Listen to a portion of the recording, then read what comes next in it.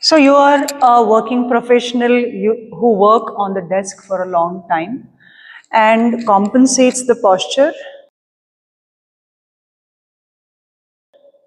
So there are 10 best yoga poses which you can try, which can help you maintain a good posture. Maybe over a period of time when you practice these postures, you might feel a lot better, you might become a lot aware, and you might be able to sit upright as well. So let's perform those 10 yoga poses. Coming on to the tabletop, we will start on all the fours. Tiger breathing. Let us do these dynamic spinal stretches for about 10 rounds. Okay, if you are practicing along with me, dynamic stretches for the spine. Inhale and exhale. Inhale and exhale. Warming up the spine, improving the blood circulation into the spine, strengthening the spine and creating enough space in the vertebral column. This is the first pose you can practice as a dynamic stretch and a warm-up before you head into any of the static poses. From here, we will be moving into the first pose, Adho Mukha Svanasana, downward facing dog. Let's take a palm distance in the front. Slowly tuck your toes in, raise your sitting bones to the ceiling. From the hamstrings, that is the back of your thighs, push the ears and the chest in line with your biceps. Slowly push the heels down. Gently gaze a little bit into the tip of your nostrils. Try to hold this pose for a few breaths. Stretching out the hamstring muscles. Slowly drop the knees down and take a moment to rest. Now, the benefit of this pose you will understand if you are sitting up or down. Supposing you sit down and you're seeing your posture is like this. What may be the reason for this? Yes, hamstring tightness. If you have a good hamstring opening, your sitting bones will be upright and your spine will not compensate the posture. So spine will be uplifted, there is no pressure on the neck, and you can breathe. Your lung capacity also will be better. So without compensating the posture, if you want to sit and if you want to have a healthier spine, try to practice these poses. We will head into downward facing dog once again. Understanding the benefit of the pose, we're going to stretch the hamstring muscles. If you're too tight in the hamstrings, you can gently pedal one by one the legs up and down. Okay, and to stretch each side of your thigh. Okay, try and feel the stretch here. Try to pedal, try to push, try to stay, try to breathe. Drop the knees down, take a moment, rest. Adho Mukha Svanasana, downward facing dog. Moving on to the next pose, King Cobra or Urdhva Mukha Svanasana. Again, a very good chest opening practice. As I mentioned about the lower back and the hamstrings, similarly your upper back also compensates the posture. Either you're sitting up or you're sitting down. So you might be feeling somewhere you're rounding off the back, your chest is collapsing. Then over a period of time, it will start contracting your chest muscles, also decrease the lung capacity. It will also weaken the lungs. So this pose is going to help you to open the chest, to correct the posture. It's like a counter pose for the seated posture. Okay, let's try the pose here. Coming on your tabletop, we will extend one more palm distance in the front. Slowly tucking the toes in. We lengthen the belly muscles, lengthen the hips, and lengthen the thighs. And as we lengthen, we open the chest. Engage the hips a little bit and lift the ribs. Inhale here, and then exhale, slowly drop down. Make sure as you open up, you are able to feel more in your collarbone section, upper body. So let me show you from the front. Slowly open the chest, dial your triceps and lift your chest. So you can see it can help you to really correct the rounding in your upper posture, and also a little bit of hump head here. Here hump, whatever we create or develop over a period of time when we are sitting, it can be corrected. Okay. Now, if this pose is difficult for a beginner, we can also practice a supported cobra. Okay. This is how it looks. Moving down to the stomach, we drop down. Support your upper back with the forearms gently and hold this pose for minimum 10 to 15 seconds, engaging your shoulder blades. This is a static pose. You can stay here for a moment. And if you want to do some dynamic movements as a warm-up, you can also try baby cobra poses, hands besides. Try to lift your chest using your arms. Okay, opening your upper back. Inhale here, exhale here. Okay. Now, moving on to the next pose. We have learned about the lower back, we have learned about the upper back. Now, what about the mid back? What about the mid spine? How is it supported, do you think? It is supported by your core muscles. Okay. So, how do you strengthen the core? There are various exercises. For a basic exercises, you can start off with high plank, or else you can also do a forearm plank. Okay. Let's start with high plank. Tabletop, one palm distance in the front.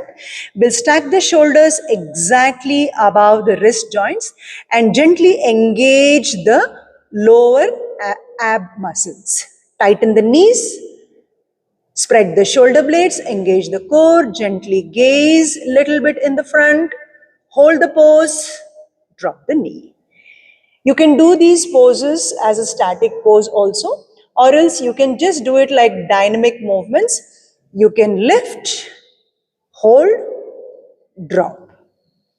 Lift, hold, drop. Try not to do this mistake, not engaging the core, tilting the tailbone and gently. So this pose is not going to help. Okay, it will not develop a core strength. Try to do the pose in the correct way. Now coming on to the next pose, we have seen how we can correct the posture and how we can lengthen the hamstrings, how we can open the upper chest. Now coming into the lower parts of the body, that is your legs. Your legs can also be a great support for your posture. Definitely it is going to be a great support. We will learn something called as Tadasana or standing mountain pose. Let us perform it first. Okay. So stand with your feet parallel to each other and hip width apart. Spread the fingers well, spread the arches well. Gently make sure your sitting bones are above the heels. Your shoulders are above the sitting bones. Your ears are in line with your shoulders. Keep your palms besides your body, open your chest and try to build your awareness on the body weight. How you're able to share. Is there a neutral spine? Are you keeping your body alert? And are you breathing slow and gradual? So just by building awareness and connectivity when you're standing in Tadasana can help you a lot to strengthen the lower parts of the body. Now, why do we have to do this pose? Most of the times when we stand unaware of how we are standing, we are pushing body weight on one leg or we are pushing body weight on other leg. So there is an imbalance which is getting created in the spine and core. We might also stand with rounded back. Okay, core is weak because of long seating hours. So try to stand for a while in Tadasana to build your awareness and try to breathe for a while. You can also interlock your fingers and stretch your arms over the head. Breathe a couple of rounds, Urdhva Hasta Tadasana, and then you can slowly come back. Okay. Going on to the next posture, in standing only, Warrior 1, Veerabhadrasana A. Okay. We need to strengthen the thighs as well, which is a strong foundation for your standing postures. Okay. Warrior 1 will make you feel stronger in the lower parts of the body. Let's take the distance from the left side of the mat. Extend the right leg out. Okay, check the distance between the legs up until your wrist or mid forearm. Then bring your hands back into the hip joints. Turn the left foot to 90 degree. Turn the right foot 45 degree. Then gently turn the chest. As you press into the back foot, we will slowly start bending the front leg. Creating length in the back spine, we will extend the arms over the head so that the ribs can lift. Just gaze a little forward. Make sure you are not overdoing the knee joint. So what mistake should not happen? Let us bring back, turn, make the foot parallel. What you should not do and how you should correct. Okay, so we'll turn the right foot, turn the left foot. Now without engaging the back leg, simply pushing the body forward. This will create a lot of pressure on the knee joint, and it is also not going to help you to strengthen the muscles. So be aware of what you're doing and do it with right technique. Press the back leg and then turn the chest and then slowly soften the knee to push the front hamstring down parallel to the floor and lift your arms up. Spread the soles of the foot properly. Hands down, knee straight, turn the foot. Now this pose can be done as a static pose. In the beginner level, you can perform 2-3 rounds, and then slowly as you develop the practice, try to hold the poses for 30 to 40 seconds. Let us come back and move ahead with the next pose, which is bow pose, Dhanurasana. Let's move down onto the knees and then go down onto the stomach. Drop your pelvis. Okay, open your thighs. Taking a moment in Makarasana, we will fold the legs one by one. Drop the forehead. Open the shoulders. Okay, grab the foot and grip the foot nicely. Gently contracting the hamstrings, we push the legs up and back so that the chest can open. Gradually down. Breathe for a while.